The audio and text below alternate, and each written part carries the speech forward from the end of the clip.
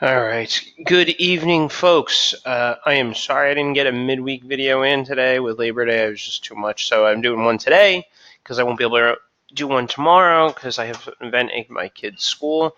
So I want to do one on the Forex market. So I'm going to dive right in. Do a little less explaining, kind of just get into the good levels, and then we'll take it from there. This is a 4-hour chart of the pound USD. We're getting pretty close to this little level right here. But you'll see where that sideways action and boom, just dropped like a rock. We've gotten close twice now. Be real careful with the pound. I haven't traded a lot of it in the last year, just with the different Brexit news and stuff. I mean, it's pretty chaotic. There's, it's bureaucracy fighting to keep what it has, and it's going to be messy. If this doesn't hang, then we got that little one right there. It just could be news driven, something like that. Just be careful with the pound, but everybody asked about it, so therefore I am doing a video for you guys. What else we got here?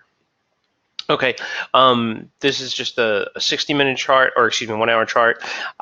There's a couple of little levels in here. I don't like them until they get down to here. On the swing. If you guys if you weren't in boot camp, you're not going to know what that is. But if you take boot camp, you will. So in here, there's a couple of little levels that I like. I don't want to draw out all of them. I like this one quite a bit because you see that big move. Here, it's like a drift. I'm not a big fan of that. So you guys know what to do. Bump the time frame there, and you'll start to get a better view of it. Let's see if I can get through at least 5 of these bad boys.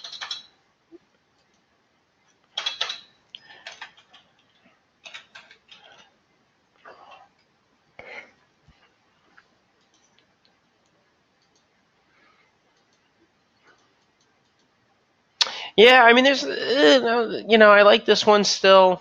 Uh, I like levels like this that are relatively small. I mean, what is this, $100 maybe? But that being said, I mean, keep an eye on the economic news too for Europe, Germany, or anything like that, because they're everyone's talking about trade and so on. So be careful. When we get a fall in here, I plan on taking this. I like this move out of here. That is very nice, and it led all the way up here. So even though this is kind of small, I'll probably just give myself a little bit of room on the stop side. I'll use the ATR trick that is in the notes you guys get. So keep an eye on that. I do like that. Aussie, I haven't traded Aussie very much. There's better stuff out there.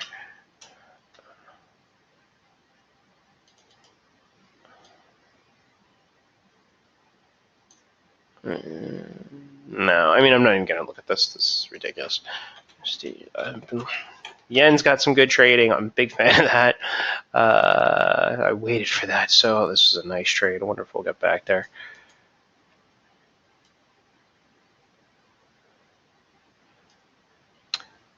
Oh, someone made a comment about this, like how I'm loving this setup, but I'm a patient guy. I don't like to lose money, right? I mean, not to say I never do or anything that kind of stuff, but I'm willing to wait for my perfect setup. Do I have my good days and bad days? Of course, but there's nothing on this chart, right? I mean, if you guys see something you want to trade, wonderful. But in here, I don't see shit in the near term to trade. Until we get up here and then the level I showed you guys just now, I don't see anything. I mean, I'll go to a 1-hour chart now and see if we can find something, but it's going to be on a pullback and it's going to be a relatively small money. That touches that. Yeah, could make a case about something in there. Could make a case about this. I don't want to make case. I want to have very specific trades that look good. I don't want to be selling myself on something. The harder you have to work, the less likely you have a trade. SDCAD.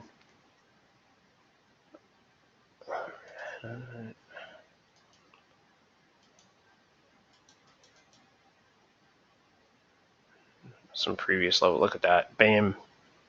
This one work? Yeah. Shit. Missed that one.